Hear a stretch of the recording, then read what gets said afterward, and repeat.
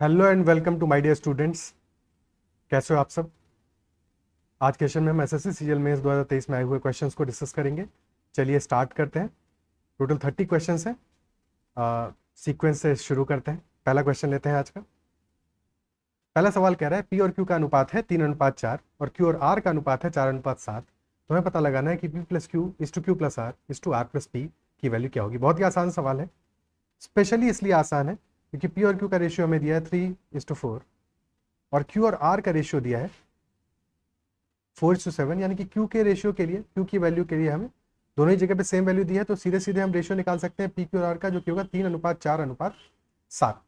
लेकिन क्वेश्चन क्या पूछ रहा है, P plus Q, Q plus R और आर प्लस पी का रेशियो। तो पी प्लस क्यू की वैल्यू हो जाएगी 3+4=7, क्यू प्लस आर की 4+7=11 और आर प्लस पी की 7+3=10। यानी कि हमारा आंसर हो जाएगा 7:11:10, ऑप्शन बी। आसान सा सवाल। नेक्स्ट क्वेश्चन करते हैं।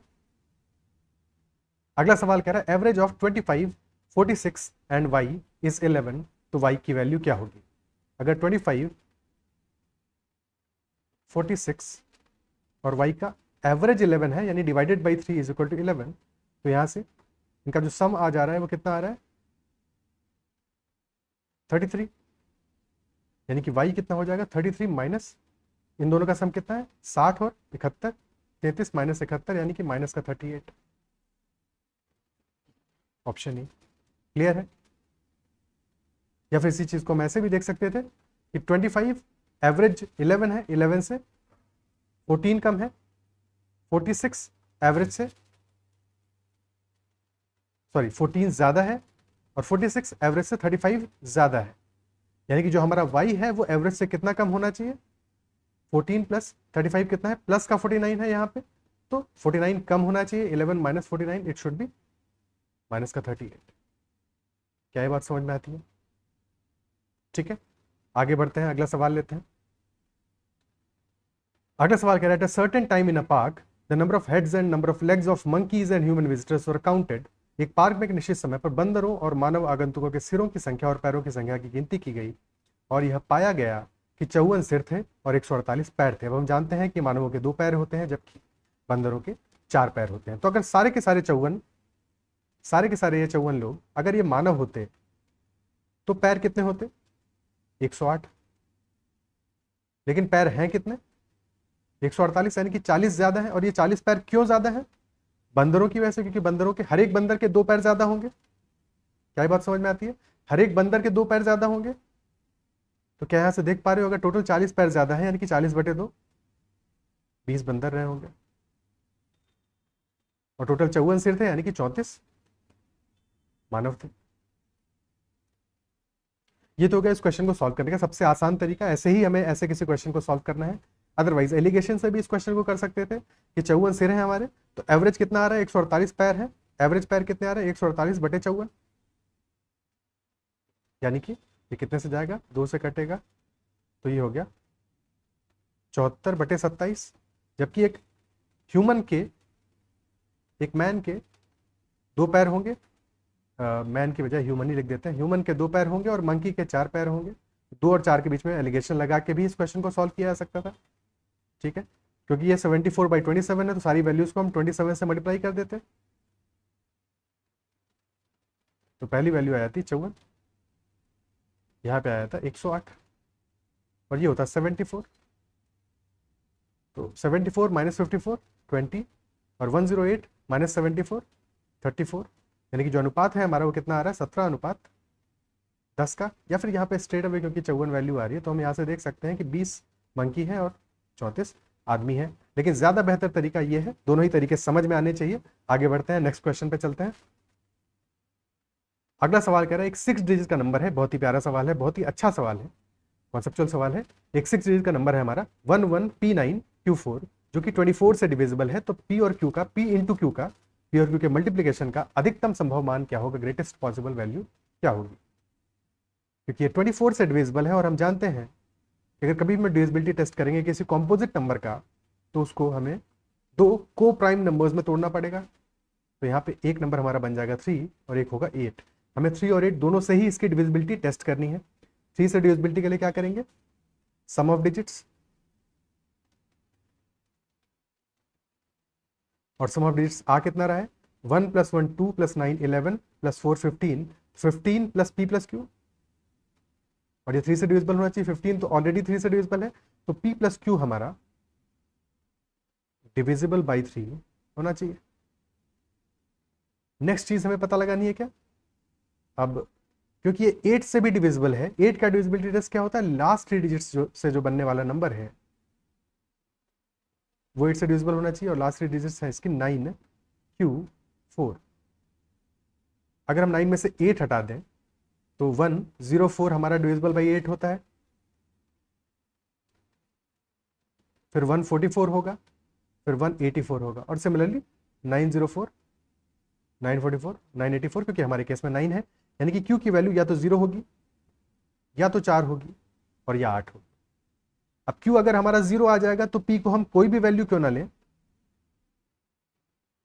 मल्टीप्लीकेशन तो 0 ही आने वाला है, तो 0 ही आएगा, तो यानी कि 0 वाला केस तो हमें कंसिडर ही नहीं करना है।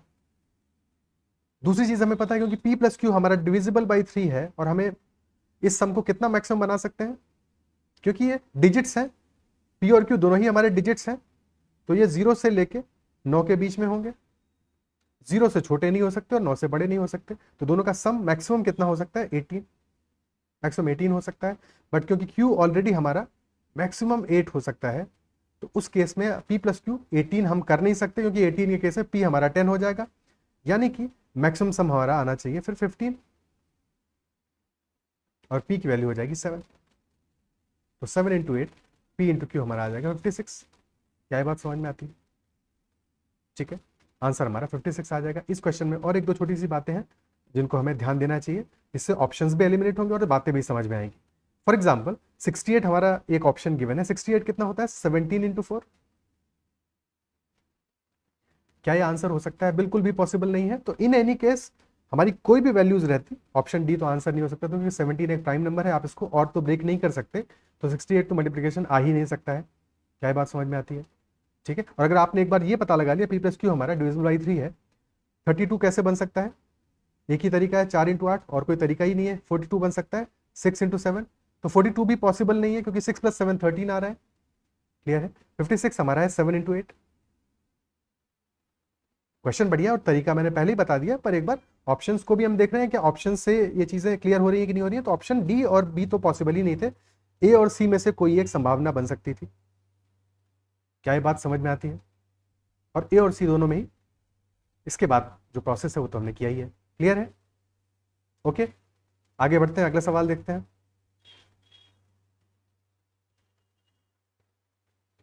अगला सवाल कह रहा है, Vipin travels 1/3 of the distance of a journey at a speed of 30 km/h and the remaining distance at a speed of 40 km/h.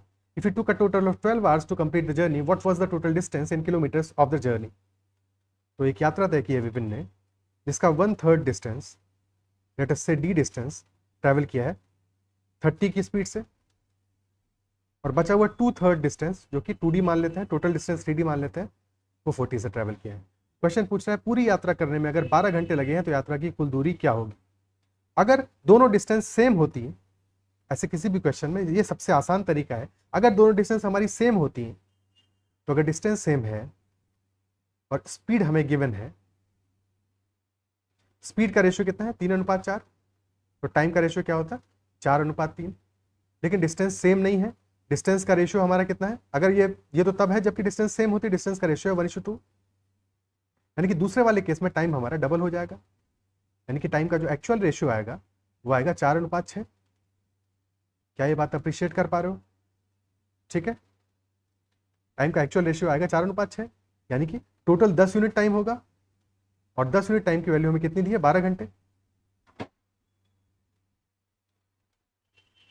यानी कि एक यूनिट की वैल्यू कितनी हो जाएगी, 12/10, यानी कि 6/5 आवर्स, क्लियर है, ठीक है। तो किसी भी एक केस में हम टाइम की वैल्यू से टोटल डिस्टेंस निकाल सकते हैं। अगर एक यूनिट की वैल्यू 6/5 आवर्स है, तो पहले वाले केस में हमारी डिस्टेंस कितनी आ जाएगी, 30 की स्पीड से ट्रैवल किया है और 4 यूनिट ट्रैवल किया है, यानी कि इंटू 4 × 6/5, 5 से काटने पे 6 आएगा, 6 चंग 36 चौको 144, यानी कि डी की वैल्यू हमारी 144 है, 3D की वैल्यू आ जाएगी 144 इंटू 3, यानी कि 432 किलोमीटर। क्लियर है? ओके, ठीक है। यही काम हम इक्वेशन बना के भी कर सकते थे। फॉर एग्जाम्पल पहली डिस्टेंस अगर हमने डी मानी है तो डी की डिस्टेंस ट्रैवल किया 30 की स्पीड से, प्लस 2D डिस्टेंस ट्रैवल किया है 40 की स्पीड से, और टोटल टाइम लगा है 12 आवर्स का, यानी कि D plus D by 30 plus D by 20 is equal 12। LCM ले लेंगे 60, तो यह आ जाएगा 2D plus 3D divided by 60 is equal to 12, यानी कि 5D is equal to 12 into 60, तो डी आ जाएगा 144, यानी कि यहाँ से 3D की वैल्यू आ जाएगी 430 किलोमीटर्स। क्या ये बात समझ में आती है? ओके, आगे बढ़ते हैं, नेक्स्ट क्वेश्चन देखते हैं। अगला सवाल कह रहा है ए और बी किसी काम को 12.5 डेज में कर सकते हैं। ए और बी साथ में मिलके 12.5 यानी कि 25/2 दिनों में काम को कंप्लीट करते हैं। बी और सी उसी काम को 18.75 डेज में करते हैं। 18.75 यानी कितना हुआ? 18 सही 3/4, 18 चौको 72, 3 75/4 दिनों में कर रहे हैं। और सी प्लस ए उसी काम को कर रहे हैं 15 दिनों में। क्लियर है? ठीक है, तो एलसीएम क्या आ जाएगा इनका? 75। एलसीएम हम 75 ले सकते हैं। एलसीएम अगर 75 आ रहा है यानी कि ए प्लस बी का एफिशिएंसी आ रहा है 6 यूनिट, बी प्लस सी का एफिशिएंसी आ रहा है 4 यूनिट, और सी प्लस ए का एफिशिएंसी आ रहा है 5 यूनिट।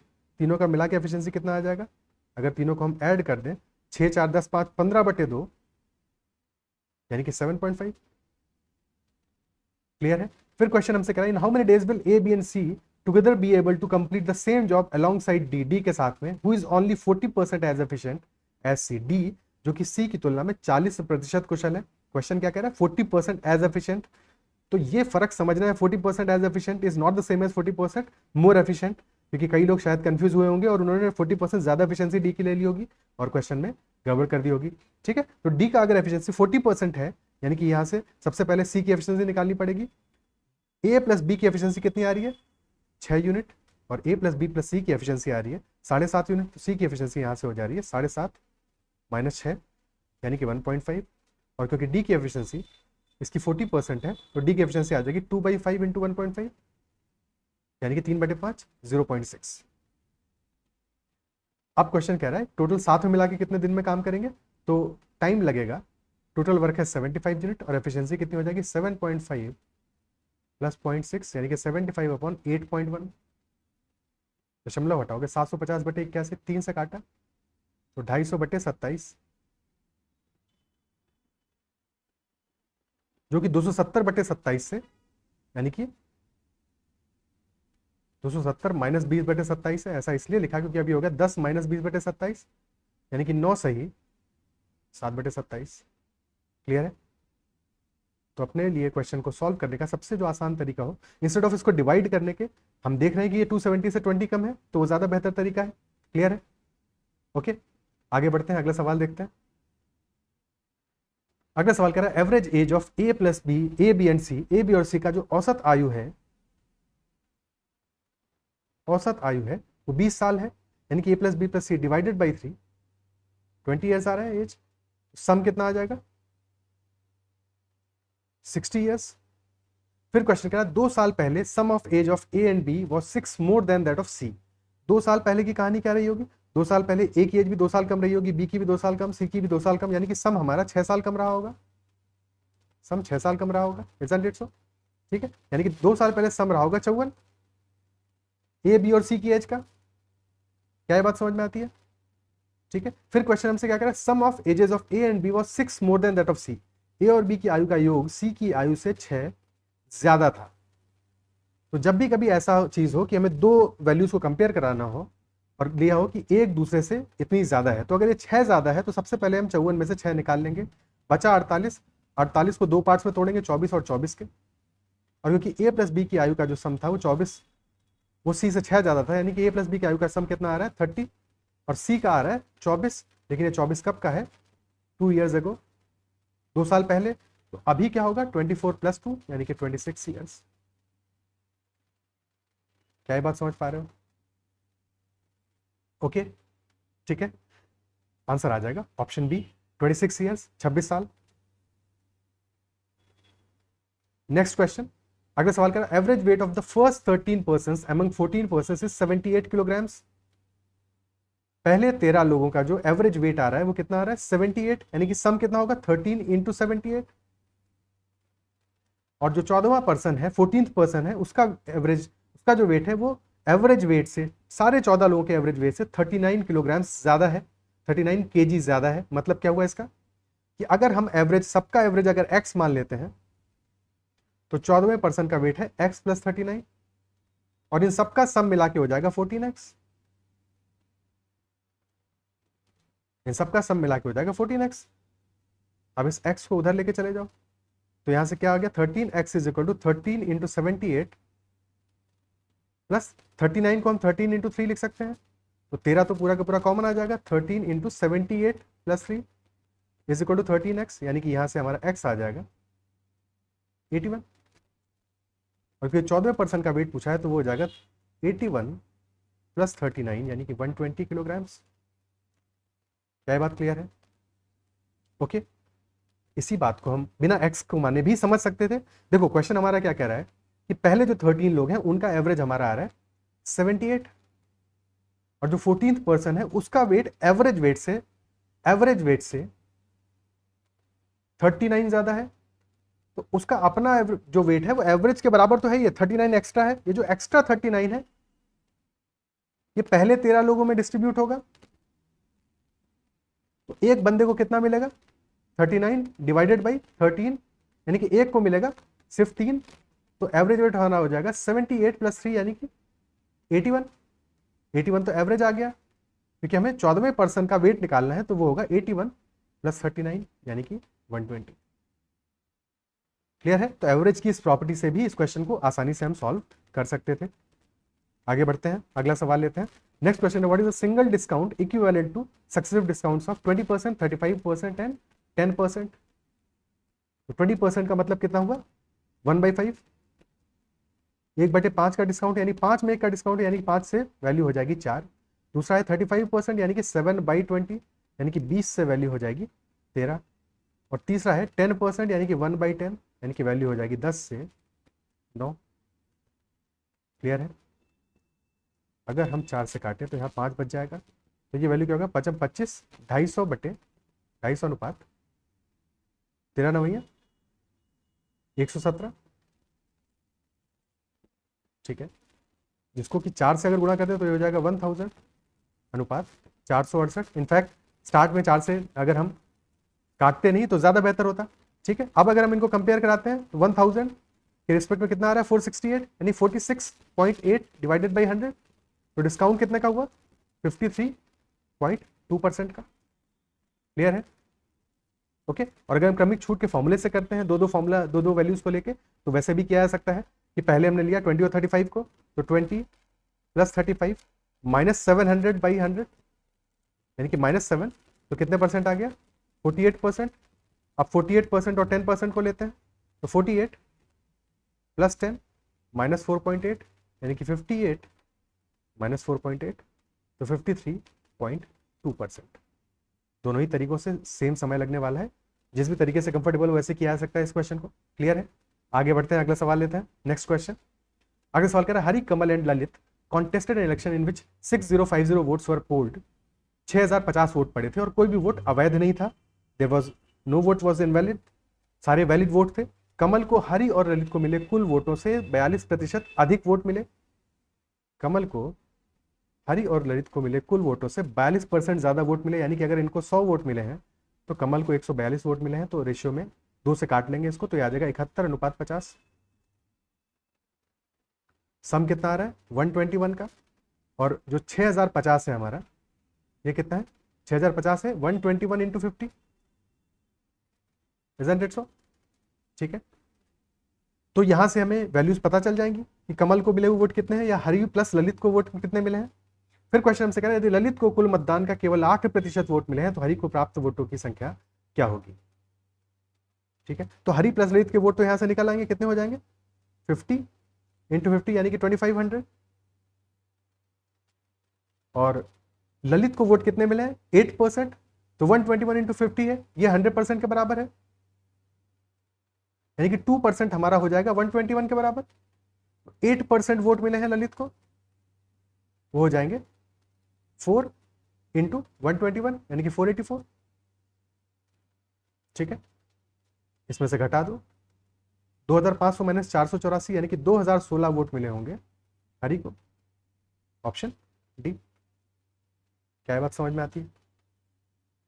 ओके, ठीक है, नेक्स्ट क्वेश्चन पे चलते हैं। अगला सवाल क्या है? Simple interest earned on ₹2800 at a rate of 10% per annum for 3 years is ₹X। X की वैल्यू यहां से क्या आ जाएगी? 2800 का 10% 3 years के लिए, यानी कि 2800 इंटू 10/100 इंटू 3, 2 0 से 2 0 कट गया, 28 इंटू 10 इंटू 3, 28 या 84, 840 रुपए।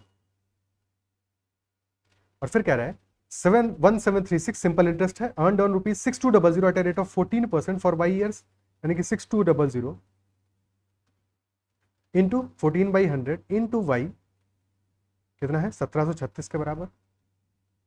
2 0 से 2 0 कट गए, 14 से कटेगा क्या? ये 14 एकम 14, 14 दूनी 28, 14 चौको 56, 124, 31 से कटेगा 4 बार जाएगा, ये 2 बार गया। बेसिकली y हमारा कितना आ गया? 2 आ गया।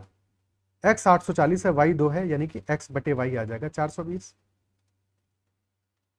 420। क्लियर है? ओके, नेक्स्ट क्वेश्चन पे चलते हैं।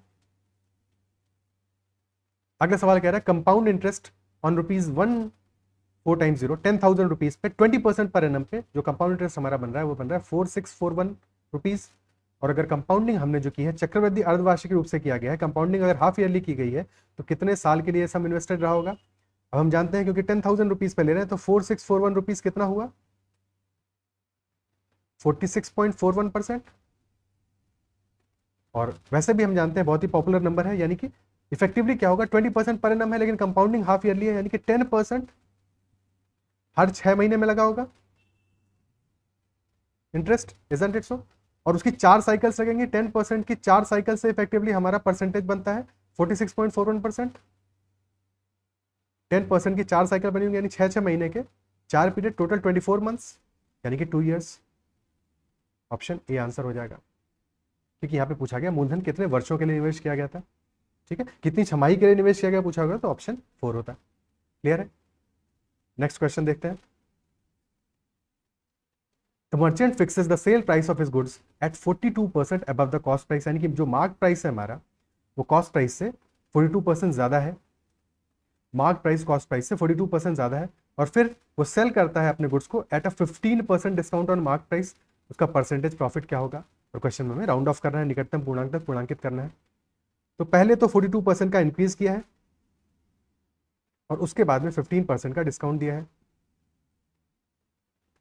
ठीक है, और ये हम जानते हैं कि जो प्रॉफिट परसेंटेज है हमारा वो मार्कअप परसेंटेज से इंक्रीज और डिस्काउंट परसेंटेज से अगर हम डिक्रीज कर रहे हैं तो दोनों का जो नेट में इफेक्टिव वैल्यू आएगा वही हमारा प्रॉफिट होगा। तो 42 और 15 प्लस 42 माइनस 15 क्या वैल्यू आ जाएगा?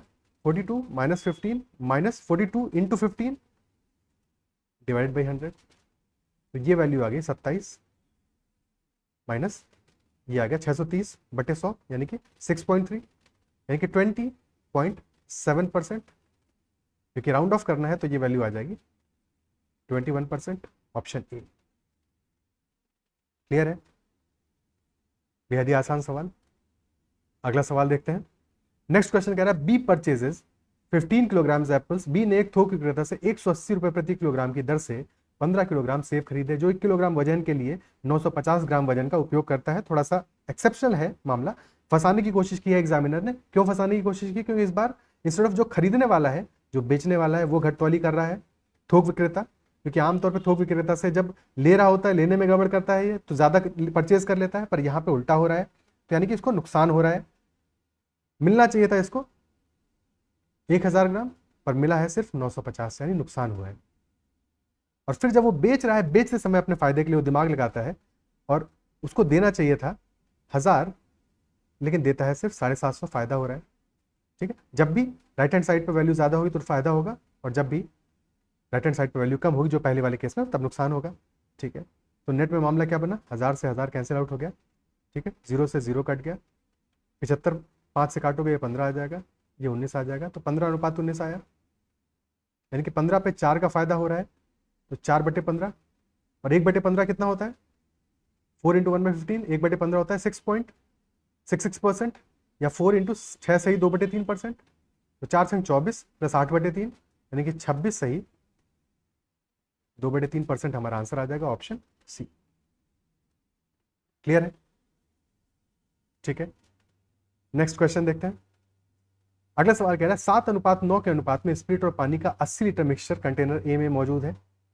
एक कंटेनर ए है हमारे पास जिसमें 7:9 में स्प्रिट और वाटर है और 80 लीटर से टोटल। इसमें से 20 लीटर हमने कंटेनर बी में शिफ्ट किया, तो अब कंटेनर बी में 20 लीटर हो गया है, 7:9 स्प्रिट और वाटर का रेशियो। इसके बाद में कंटेनर ए को 20 लीटर पानी से भर दिया गया। अब कंटेनर में 60 लीटर तो ऑलरेडी था ही, 60 लीटर मिक्सचर था और उसमें हमने 20 लीटर वाटर ऐड कर दिया है। फिर क्वेश्चन कह रहा है फिर इसमें से 32 लीटर मिश्रण को फिर से कंटेनर बी में हमने भेज दिया। और फिर क्वेश्चन पूछ रहा है फाइनली कंटेनर बी में मिश्रण में पानी और स्पिरिट का अनुपात क्या होगा। अच्छा सवाल है, देखो समझने की कोशिश करते हैं। 60 लीटर मिक्सचर है सेकंड वाले सिनारियो में और 20 लीटर उसमें हम पानी ऐड कर रहे हैं, तो ये जो 60 लीटर मिक्सचर है इसमें स्पिरिट और वाटर का रेशियो है 7:9, यानी कि इफेक्टिवली स्पिरिट है कितना, 7/7 + 9, यानी कि 7/16 इतना स्पिरिट है। ठीक है, और हम 20 लीटर वाटर एक तरह से हमने रिप्लेसमेंट किया है, 20 लीटर मिक्सचर को निकाल लिया है और फिर 20 लीटर वाटर ऐड कर दिया है। क्या ये बात समझ पा रहे हो? तो एक तरह से क्या हुआ, 60 लीटर मिक्सचर में हमने 20 लीटर वाटर ऐड किया है, यानी कि 3 यूनिट हमारा मिक्सचर है और 1 यूनिट वाटर है। तो जो स्पिरिट का कंसंट्रेशन है वो कितना हो जाएगा, प्रपोर्शन रेशियो कितना हो जाएगा,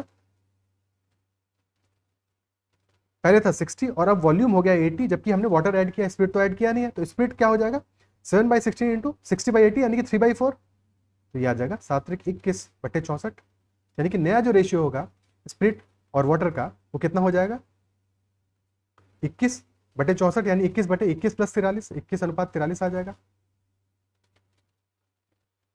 क्या ये बात समझ पा रहे हो? ठीक है, और रेशियो कितना है, पहला वाला केस है 7:9 का रेशियो है, 20 लीटर है, दूसरे वाले में 21:43 है और 32 लीटर है। तो अनुपात कितना आएगा, 4 से काटेंगे, ये 5:8 आ गया, यानी 5:8 में हमें इनको मिक्स करना है। सबसे पहला काम क्या करना पड़ेगा, इन दोनों को इक्वल करना पड़ेगा। ऊपर वैल्यू हमारी 7, 9, 16 आ रही है और नीचे आ रही है 64। तो सबसे पहले तो ऊपर 4 से मल्टीप्लाई करेंगे ताकि दोनों का वॉल्यूम इक्वल हो जाए। अब 5:8 में मिक्स करना है, ऊपर 5 से मल्टीप्लाई करना पड़ेगा और नीचे 8 से मल्टीप्लाई करना पड़ेगा। ठीक है, नेट में क्या मामला बनेगा, इस 4 को काटोगे नीचे 2 बच जाएगा, ऊपर 5 से मल्टीप्लाई होगा। आप कैलकुलेट कर लेते हैं, 7 पन्ना 35, 9 पन्ना 45 और फिर 21 दूनी 42, 43 दूनी 86, तो 35 और 42 आ गया 77 और 120 + 11 131 हमारा आंसर आ जाएगा। स्पिरिट और वाटर का जो रेशियो है होगा 77:131। क्वेश्चन में क्या पूछ रहा है, पानी और स्पिरिट का रेशियो पूछ रहा है, वाटर और स्पिरिट का रेशियो पूछ रहा है। ये रेशियो हमने निकाला है स्पिरिट और वाटर का। लास्ट में क्वेश्चन की लास्ट लाइन को पढ़ना सबसे ज्यादा जरूरी है कि क्वेश्चन में पूछ क्या रहा है, स्पिरिट और वाटर का रेशियो या वाटर और स्पिरिट का रेशियो। तो क्वेश्चन में पूछा है वाटर और स्पिरिट का रेशियो, यानी कि आंसर होगा 131:77, ऑप्शन डी। ये सबसे इंपॉर्टेंट है लास्ट में जो रेशियो पूछा जा रहा है, अदरवाइज पूरा क्वेश्चन सही करके भी गलत हो जाएगा। क्या बात क्लियर होती है? ठीक है, ओके। अच्छा यहाँ पे एक चीज और थी कि डायरेक्टली हम ये भी कर सकते थे कि हमें 5:8 में मिक्स करना है। पहले वाले में स्प्लिट है 7/16, दूसरे में है 21/64, तो वेट एवरेज लेके भी कर सकते थे कि 7/16 × 5 + 21/64 × 8 बटे 5 + 8 13। ठीक है, अब 8 से काटोगे तो नीचे बच जाएगा 8। ठीक है, यहाँ पे 16 आ रहा है, तो 7 पन्ना 35/16 प्लस 21/8 को लिख सकते हैं 42/16/13। ठीक है, तो नीचे आ जाएगा 16 × 13 यानी कि 208 और ऊपर आ जाएगा 35 + 42 यानी कि 77, यानी कि स्प्लिट है 77 और फिर 208 - 77 यानी कि 131 हमारा वाटर है। तो ऐसे भी इस क्वेश्चन को किया जा सकता है। अगला सवाल देखते हैं। नेक्स्ट क्वेश्चन कह रहा है cost of 2 pencils and 3 pens is ₹55। 2 pencil और 3 पेन का 3 पेन का वैल्यू दिया 55 रुपीज़ 55, और 7 पेंसिल्स और 2 पेन का वैल्यू है 65। पेंसिल के लिए स्मॉल पी लिखा है, ठीक है, और पेन के लिए कैपिटल पी लिखा है। बहरहाल तो क्या क्या कर सकते हैं, इसमें किसी एक वैल्यू को इक्वल कर लेते हैं। तो पेन की वैल्यू को अगर इक्वल कर लें, यानी कि पहले वाले में हम 2 से मल्टीप्लाई करते हैं, दूसरे वाले में 3 से कर दें, तो पेन की वैल्यू 3 × 2 6 आ जाएगी दोनों ही केसेस में, ठीक है।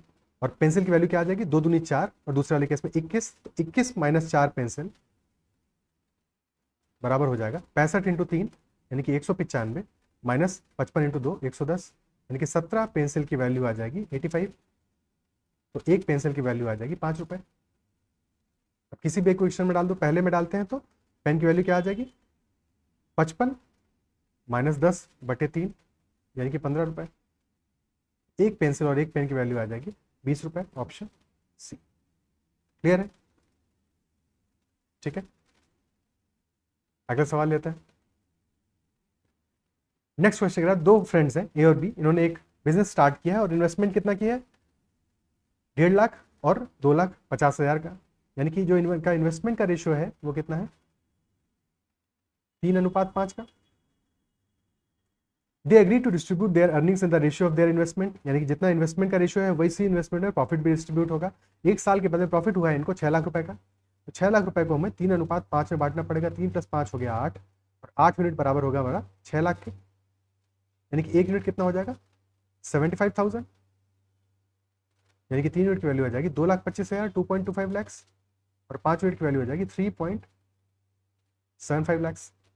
इसके बाद में उन्होंने अपनी तरफ से 50,000 और ऐड किया है, ठीक है, देखिए 0.5 लैक्स तो उन्होंने ऐड किया है। तो यहाँ पे ए का इन्वेस्टमेंट अब हो जाएगा दूसरे प्रोजेक्ट में 2.75 लाख, और बी का हो जाएगा 4.25 लाख। रेशियो निकालना है क्योंकि रेशियो ही मैटर करेगा अल्टीमेटली, जिस रेशियो में उनको प्रॉफिट मिलेगा। तो ये रेशियो कितना आएगा, 275 और 425 का रेशियो कितना होगा, 25 से काटेंगे ये आ जाएगा 11, और नीचे आ जाएगा 8, 16 और 1 17, तो 11:17 आ गया ए और बी का, ठीक है। तो ए को कितना रेशियो मिलना चाहिए, प्रॉफिट शेयर ए का कितना होगा, टोटल प्रॉफिट हुआ है 4,20,000 का, ए को 11 मिलना चाहिए।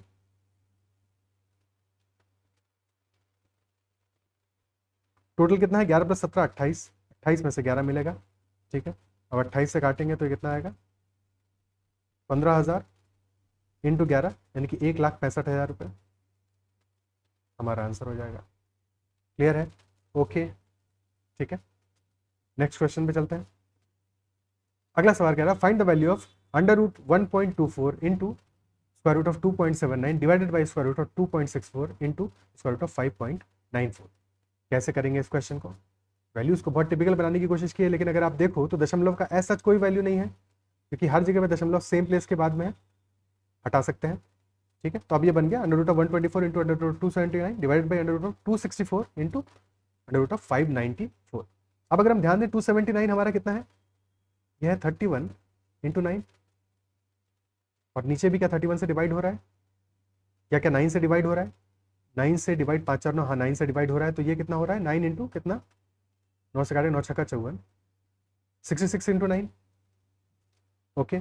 सिमिलरली यहाँ पे 124 भी 31 का मल्टीपल है, और ये आ रहा है 31 × 4, और नीचे आ रहा है, नीचे भी 4 हटाते हैं तो कितना बच गया, 4 × 24, 66 × 4 यानी कि 31,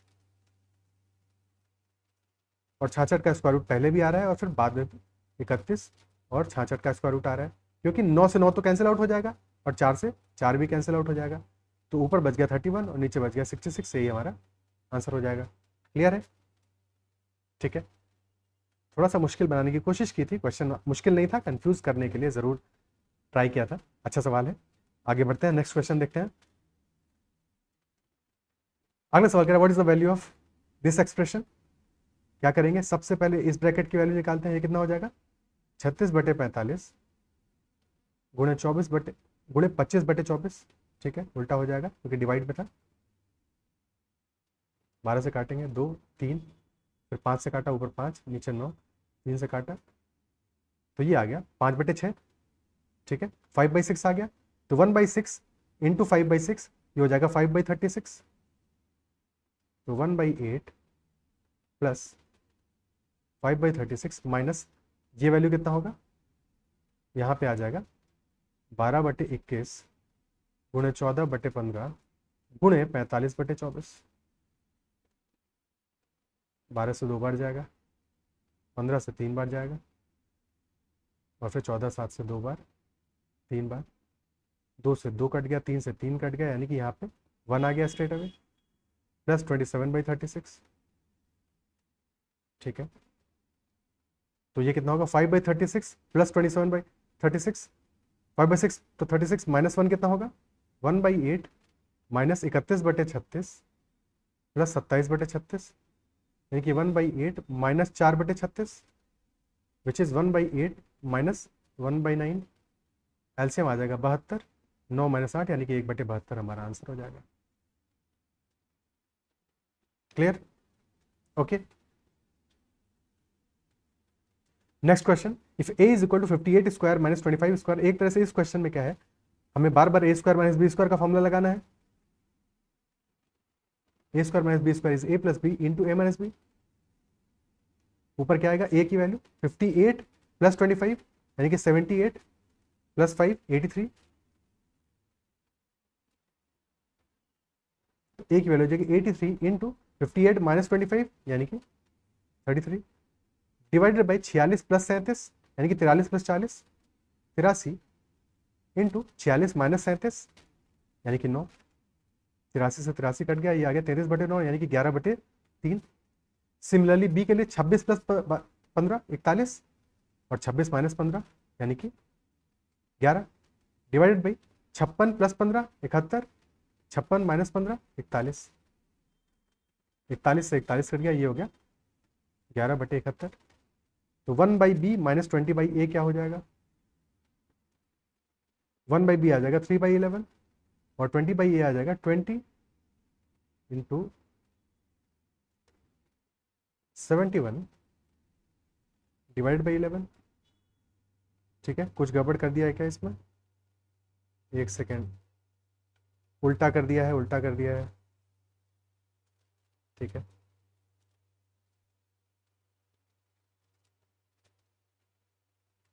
वन बाई बी हो जाएगा 71/11 और 20/a हो जाएगा 20 इंटू 3/11 यानी कि 11/11 जो कि आ जाएगा 1 के बराबर। ठीक है, क्लियर है? नेक्स्ट क्वेश्चन पे चलते हैं। अगला सवाल कह रहा है एक इक्विलेटरल ट्रायंगल है एबीसी जो कि सरमाउंट किया गया है, बनाया गया ऊपर किसके, एक स्क्वायर बीसीडीई के ऊपर।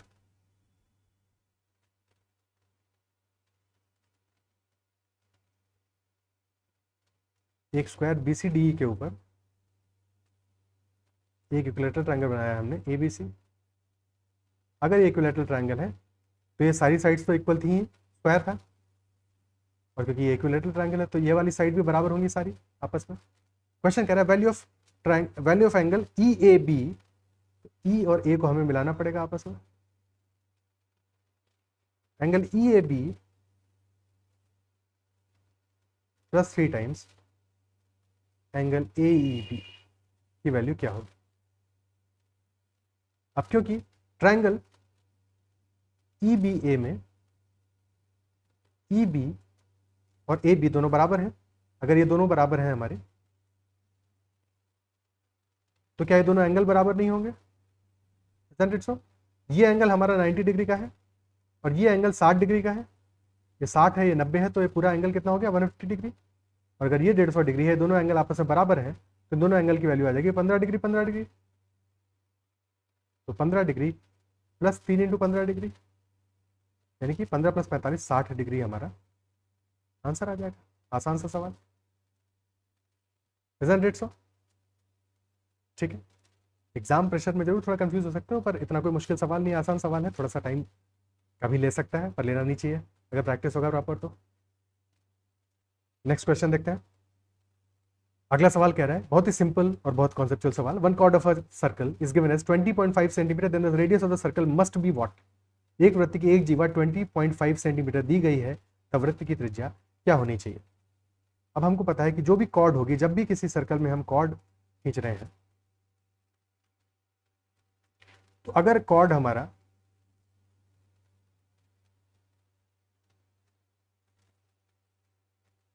इसका डायमीटर के बराबर हो गया,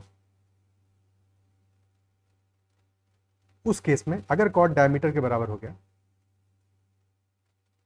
तब फिर 2r हमारा हो जाएगा बराबर 20.5 के, यानी कि r आ जाएगा हमारा 10.25 सेंटीमीटर के बराबर। ठीक है, बट अदरवाइज कॉर्ड हमारा हमेशा डायमीटर के या तो बराबर होगा या छोटा होगा। क्या ये बात समझ में आती है?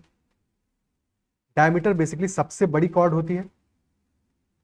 डायमीटर इज, क्या ये प्रॉपर्टी आपको याद है? क्लियर है? Diameter is largest chord of a circle. अब ये हमें इस क्वेश्चन में तो एक कॉर्ड दी है सर्कल की, ये तो नहीं कहा गया कि ये सबसे बड़ी कॉर्ड है। ठीक है, तो कॉर्ड हमेशा लेस देन इक्वल टू होगी डायमीटर के, और डायमीटर होता है 2 टाइम्स रेडियस, यानी कि 20.5 हमेशा लेस देन इक्वल टू होगा 2 टाइम्स रेडियस के। 2 से डिवाइड कर देंगे तो यानी कि 10.25 हमेशा लेस देन इक्वल टू होगा रेडियस के। ठीक है, या फिर रेडियस हमेशा ग्रेटर देन इक्वल टू होगी 10.25 के।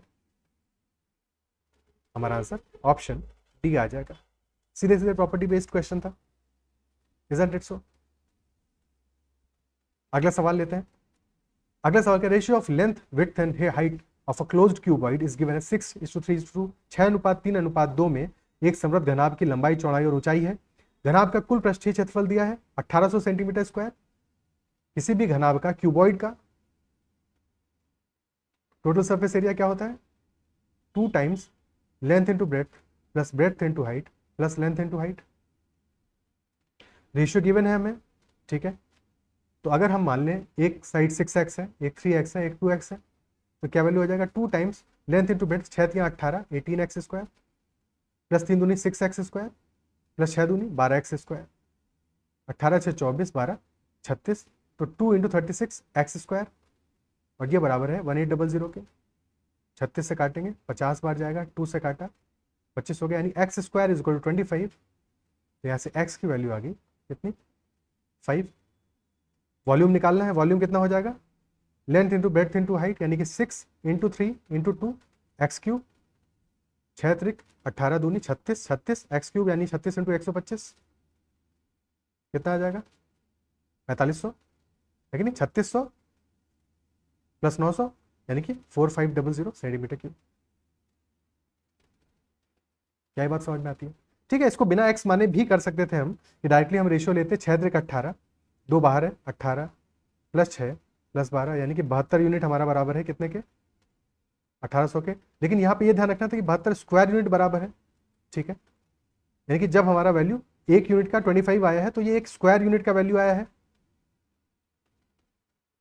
एक स्क्वायर यूनिट का वैल्यू 25 के बराबर आया है, तो 1 यूनिट का वैल्यू 5 के बराबर आएगा। ठीक है, इस चीज को ध्यान रखना है, अदरवाइज अगर क्वेश्चन में एग्जामिनर ने ढंग से ऑप्शन दिए तो गड़बड़ हो जाएगा। क्या ये बात समझ पा रहे हो? ठीक है, तो अगर आप x माने बिना कर रहे हो कभी भी, तो ये चीज ध्यान रखना है। और फिर जब क्यूब करोगे, वॉल्यूम निकालोगे, तो क्यूबिक यूनिट निकालना है। तो ये छोटी सी चीज आपको ध्यान रखनी पड़ेगी अगर आप बिना x माने कर रहे हो। इसलिए मैंने x लिखा है कि x मानने में गलती होने की संभावना आपकी नेग्लिजिबल हो जाएगी।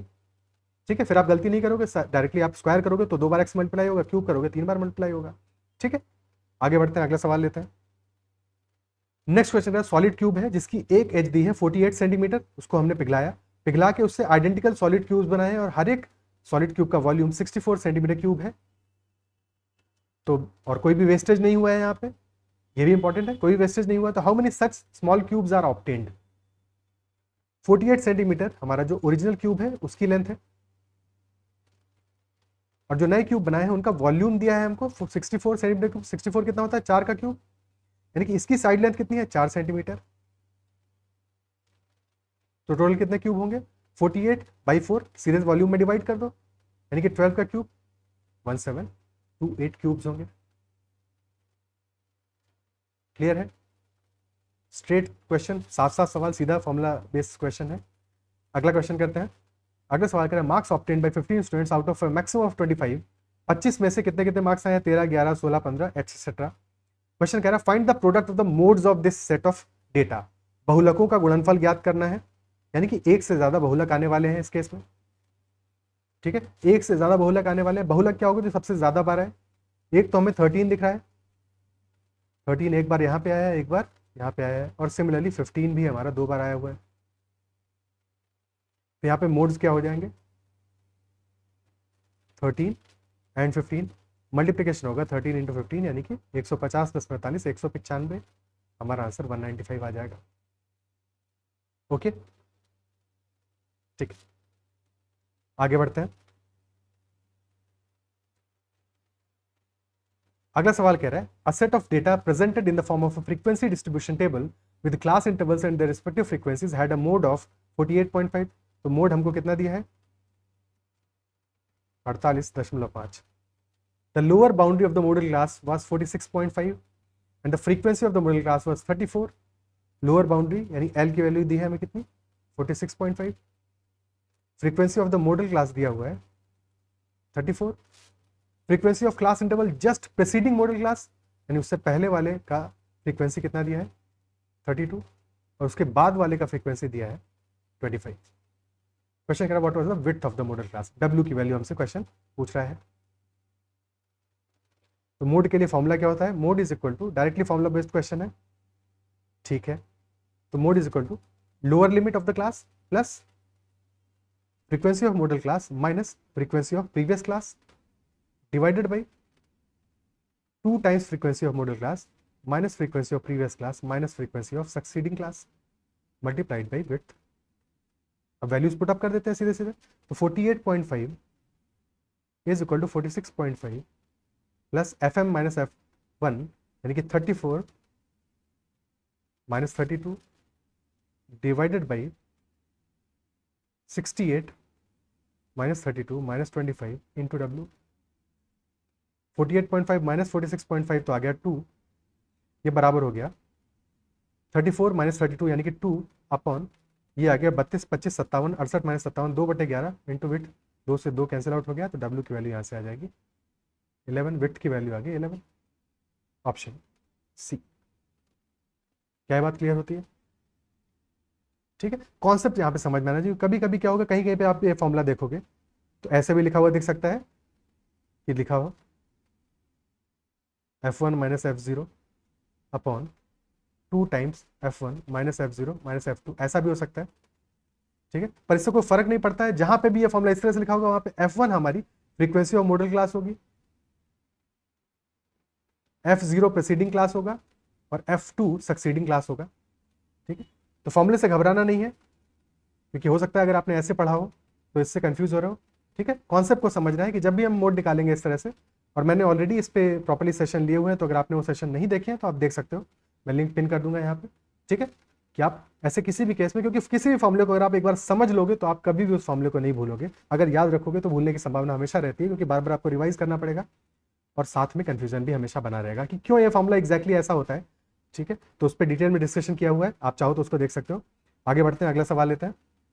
नेक्स्ट क्वेश्चन है, from the top of a tower the angle of depression of the top of a 10 meter high building is 60 degrees if the distance between tower and the building is 50√3 meters, then find the height of the tower।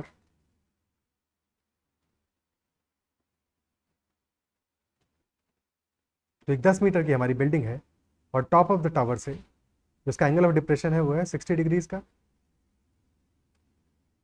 यानी ये angle 60 degree का हो गया, ठीक है। ये भी 10 metre के बराबर होगा।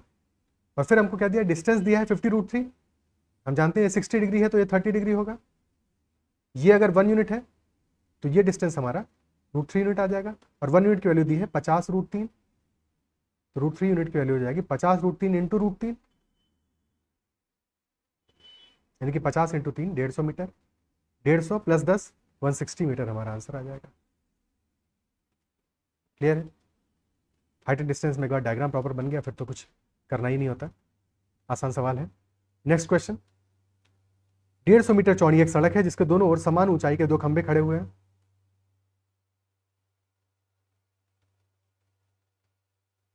फिर क्वेश्चन कह रहा है खंभों के बीच सड़क के एक बिंदु पर खंभों की ऊंचाई x डिग्री और y डिग्री है।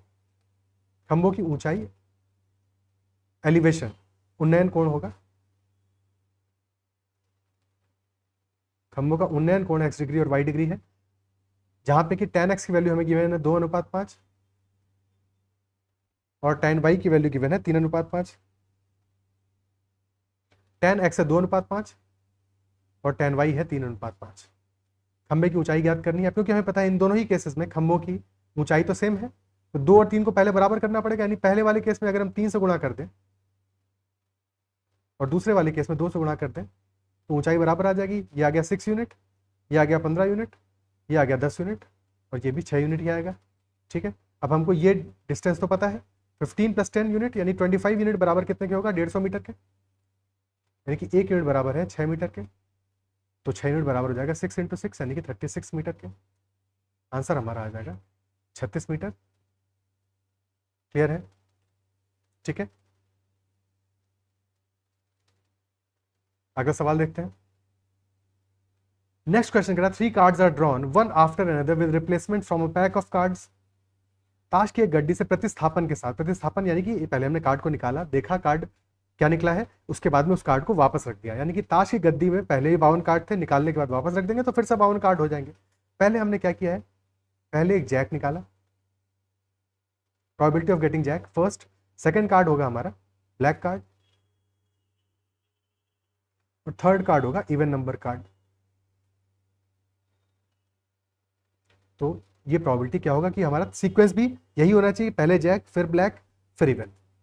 जैक कार्ड्स हमारे कितने होते हैं, टोटल 4 होते हैं 52 में से, तो जैक कार्ड निकलने की प्रोबेबिलिटी आ जाएगी 4/52।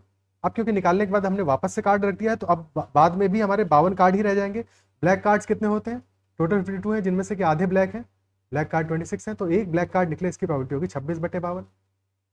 इवन कार्ड्स कितने होंगे भाई, इवन क्या है, 2 4 6 8 10, हम ये ताश के इवन की बात कर रहे हैं। ठीक है, तो 5 कार्ड्स हैं हर एक सूट के, टोटल 4 सूट है, तो 5 × 4 20 हमारे इवन कार्ड है, तो 20/52 20/52 प्रोबेबिलिटी हो जाएगी इवन कार्ड निकलने की। और ये तीनों हमारे होने चाहिए तो तीनों को मल्टीप्लाई कर देंगे। अब काटा पीटी करते हैं, 4 से काटा 1/13 रह गया, यहाँ पे 1/2 रह जाएगा, यहाँ 4 से काटेंगे ऊपर 5 नीचे 13, यानी कि 5/13 × 2 × 13 13 13 169 × 2 यानी कि 338, 5/338 हमारा आंसर आ जाएगा। क्लियर है? अच्छा सवाल था। ओके, 5/338 हमारा इस क्वेश्चन का आंसर हो जाएगा। अगले सवाल को देखते हैं। नेक्स्ट क्वेश्चन हमारा कह रहा है probability of A union B given है हमें 5/9।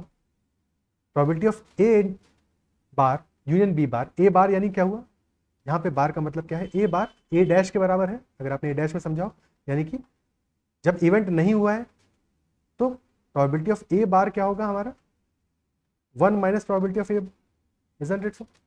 ठीक है, सिमिलरली अगर हम, क्योंकि हमें यहाँ पे probability of A bar union B bar दिया है, इसका मतलब क्या हुआ, probability of A bar union B bar.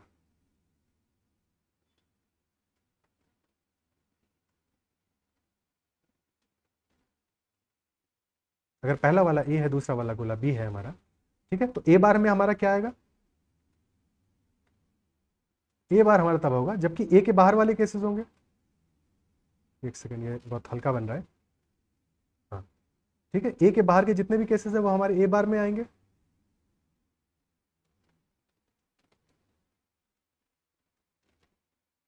ठीक है, ये तो हमारा ए बार हो गया। क्लियर है? सिमिलरली बी बार क्या होगा, बी के बाहर के सारे केसेस,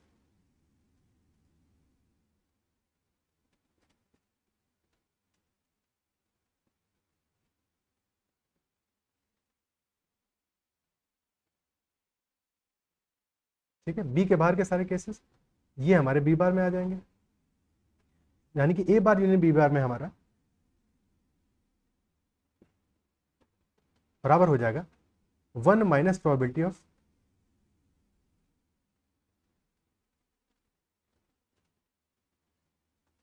एक सेकंड क्या कर दिया,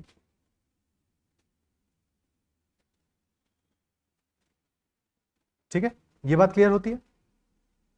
तो सबसे पहले देखते हैं probability of A union B, ये बराबर होगा probability of A plus probability of B minus probability of A intersection B. और ठीक इसी तरह से probability of A bar union B bar हो जाएगा हमारा probability of A bar plus probability of B bar minus probability of A bar intersection B bar. ठीक है, तो ए बार इंटरसेक्शन बी बार में कॉमन क्या होगा, इसमें कॉमन क्या है, जो भी ए यूनियन बी के बाहर का है, इजंट इट सो, वही कॉमन होगा तो पूरे में, यानी कि ये सारा कॉमन होगा, ये पूरा एरिया कॉमन होगा। ठीक है, जो बाहर का एरिया है ये सारा कॉमन होगा, किसमें, ये कॉमन होगा हमारा ए बार इंटरसेक्शन बी बार में। तो ये वैल्यू तो हमारी ऑलरेडी गिवन है 13/27, और ये बराबर होगा ए यूनियन बी, ये ए बार होगा 1 minus probability of A, plus B bar होगा 1 माइनस प्रोबेबिलिटी ऑफ बी,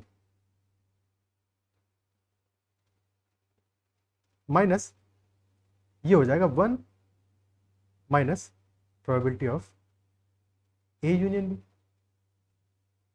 ठीक है, प्रोबेबिलिटी ऑफ ए दिया है 11/18, तो 1 minus 11/18 plus 1 minus probability of B, जो कि निकालना है होगा हमें, -1 plus probability of A intersection A union B. ठीक, this is equal to 13/27, plus 1 से -1 कैंसिल आउट हो गया, 13/27 is equal to 7/18 minus probability of B plus 5/9। ठीक है, तो यहाँ से प्रोबेबिलिटी ऑफ बी क्या आ जाएगा, 7/18 प्लस 10/18 यानी 17/18 माइनस 13/27, तो 51 माइनस 26/54 यानी कि 25/54 आ जाएगा, यानी कि बी के होने की प्रोबेबिलिटी कितनी हो जाएगी, 25/54। क्वेश्चन क्या पूछ रहा है, घटना बी के प्रतिकूल संयोगानुपात ज्ञात करना है, ऑड्स अगेंस्ट द इवेंट। ठीक है, ऑड्स अगेंस्ट द इवेंट हमें पता करने हैं। जब भी कभी ऑड्स हमें पता करने होते हैं और अगर अगेंस्ट पता करने हैं, तो अगेंस्ट का जो रेशियो होगा वो होगा अगेंस्ट अपॉन फेवरेबल। बी के होने की प्रोबेबिलिटी है 25/54, यानी कि 25 वो केसेस है फेवरेबल केसेस हैं, जबकि इवेंट बी हो रहा है, और 54 टोटल केसेस है। तो अगेंस्ट वाले केसेस कितने होंगे, 54 माइनस 25 यानी कि 29, अगेंस्ट में 29 आ जाएगा, फेवरेबल में 25 आ जाएगा, यही हमारा आंसर हो जाएगा 29/25। क्या ये बात समझ में आती है, ठीक है, ओके। बट थ्योरेटिकली ये क्वेश्चन ऐसे सॉल्व तो हो रहा है, इस क्वेश्चन में एक बेसिक फंडामेंटल प्रॉब्लम है जिस वजह से कि ये क्वेश्चन गलत है। ठीक है, अब ये जानते हैं ये क्वेश्चन गलत है क्यों, ऑलरेडी मैंने इस पर एक वीडियो बनाया हुआ है। ठीक है, अगर आपने वो वीडियो देखा है तो कोई बात नहीं, और अगर नहीं देखा है तो समझ लेते हैं कि इस क्वेश्चन में गलती क्या है। ठीक है, गलती इस क्वेश्चन में ये है कि हमें प्रोबेबिलिटी ऑफ ए दिया है 11/18,